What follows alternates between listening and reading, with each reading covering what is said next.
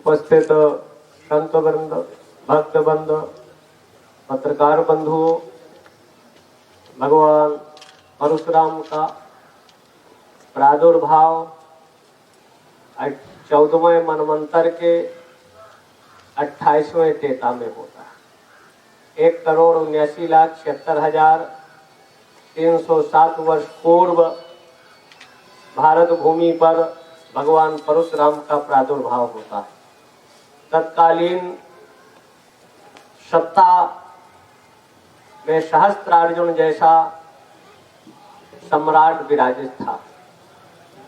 आश्रमों की स्थिति में जमदग्नि आश्रम जगह जगह ऋषि गुरुकुलों के माध्यम से वैदिक कार्य, खड़ंगो देवो वेदो गेयाश्चा 14 विद्याओं का अध्ययन, अध्यापन, परिष्कार जगह जगह चल रहा था।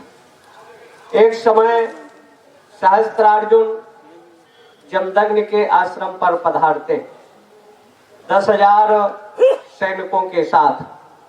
जब आश्रम में आए तो उस स्थिति में जमदग्नि ने सबको यथायोग्य भोजन, विश्राम, जो जो उन्होंने चिंता किया कि ऐसा साधन मिल जाए तो सैकड़ों फूस की झोपड़ियां तैयार हो गई। सैनिकों के हिसाब से बिस्तर, भोजन, राजा को राजा के हिसाब से।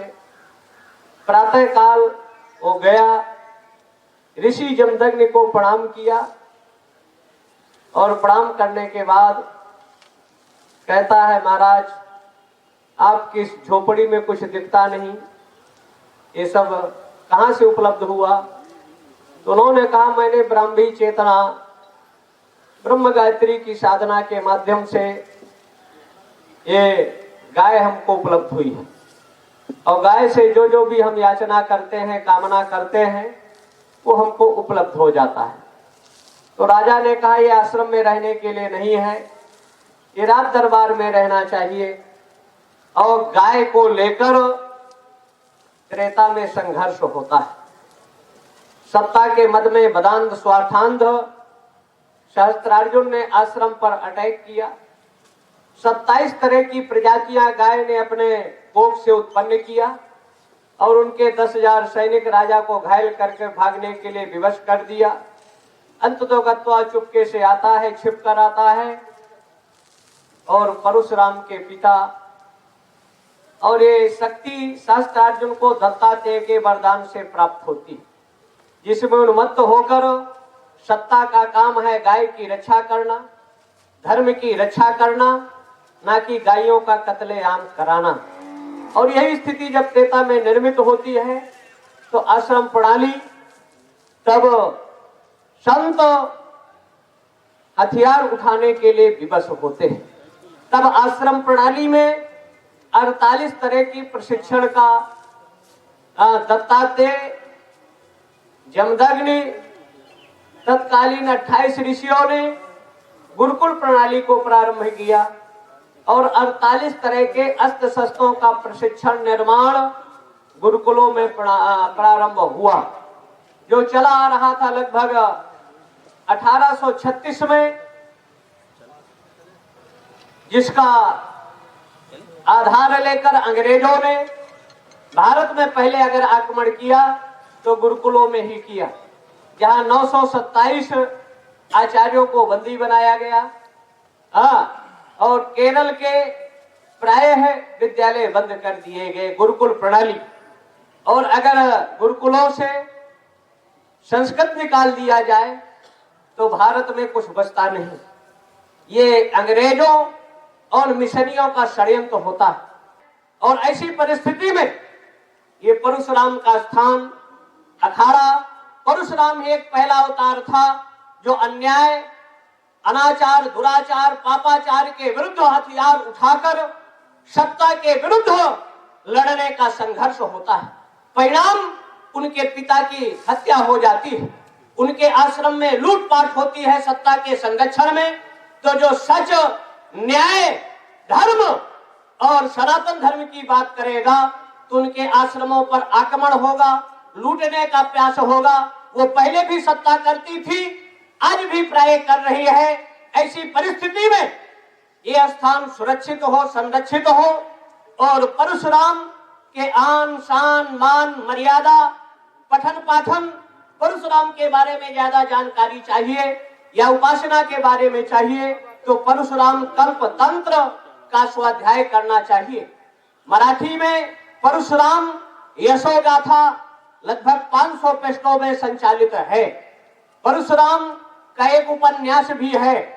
ऐसे परशुराम का संस्कृत महाकाव्यम यंत्रस्त्र के रूप में, मतलब पांडुलिपि के रूप में 2800 श्लोकों में है, जो संपूर्णानंद संस्कृत विश्वविद्यालय में लगभग 90-92 में था। अब है कि नहीं देखने का है। ऐसे परशुराम के बारे में बहुत सा साहित्य है, कल्चर है।